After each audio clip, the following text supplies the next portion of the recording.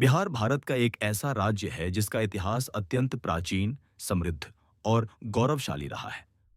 प्राचीन काल में बिहार को मगध के नाम से जाना जाता था और यही भूमि भारतीय सभ्यता, संस्कृति, धर्म, शिक्षा और राजनीति का प्रमुख केंद्र रही है। गंगा नदी के उपजाऊ मैदानों में बसे इस क्षेत्र ने कई महान साम्राज्यों और विचारधाराओं को जन्म दिया, जिनका प्रभाव न केवल भारत बल्कि पूरे विश्व पर पड़ा। बिहार को सही अर्थों में भारतीय इतिहास की जननी कहा जा सकता है। वैदिक काल में बिहार का एक बड़ा भाग विदेह या मिथिला के नाम से प्रसिद्ध था, जहां महान दार्शनिक राजा जनक का शासन था। मिथिला ज्ञान, दर्शन और अध्यात्म का केंद्र थी और यहीं माता सीता का जन्म हुआ था। बाद के काल में बिहार में अंग और मगध जैसे शक्तिशाली जनपद विकसित हुए। मगध राज्य अपनी भौगोलिक स्थिति, लोहे के संसाधनों, हाथियों की सेना और गंगा नदी के कारण अत्यंत शक्तिशाली बन गया और धीरे-धीरे पूरे उत्तर भारत की राजनीति का केंद्र बन गया। छठी शताब्दी ईसा पूर्व के दौरान बिहार धार्मिक और दार्शनिक जागरण की भूमि बना। इसी धरती पर जैन धर्म के 24वें तीर्थंकर भगवान महावीर का जन्म वैशाली में हुआ और उन्होंने अहिंसा, सत्य और तपस्या का संदेश दिया।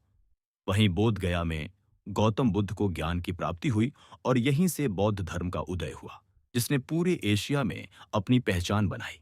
बिहार के राजगीर, नालंदा और बोध गया जैसे स्थान बौद्ध धर्म के प्रमुख केंद्र बने।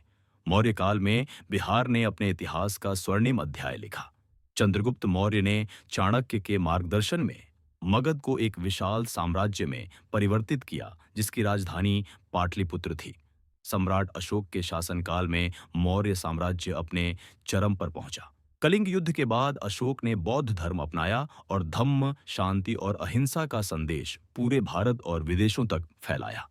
अशोक के शिलालेख और स्तंभ आज भी बिहार की महान विरासत के प्रतीक हैं। गुप्त काल को भारतीय इतिहास का स्वर्ण युग कहा जाता है और इस काल में भी बिहार की भूमिका अत्यंत महत्वपूर्ण रही। पाटलिपुत्र इस समय शिक्षा, विज्ञान, कला और साहित्य का केंद्र था। महान गणितज्ञ और खगोल शास्त्री आर्यभट्ट ने यहीं रहकर शून्य दशमलव पद्धति और पृथ्वी के घूर्णन जैसे सिद्धांतों की व्याख्या की। कला, वास्तुकला और साहित्य के क्षेत्र में इस काल में अभूतपूर्व विकास हुआ, जिसने भारतीय संस्कृति को नई ऊंचाइयों पर पहुंचाया।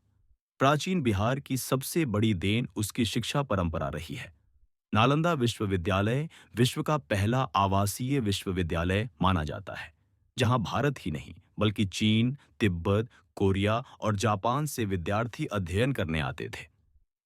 यहाँ धर्म, दर्शन, गणित, चिकित्सा और तर्कशास्त्र जैसे विषय पढ़ाए जाते थे। विक्रमशिला विश्वविद्यालय भी उच्च शिक्षा का एक प्रमुख केंद्र था, जो बिहार को विश्व शिक्षा मानचित्र पर स्थापित करता है।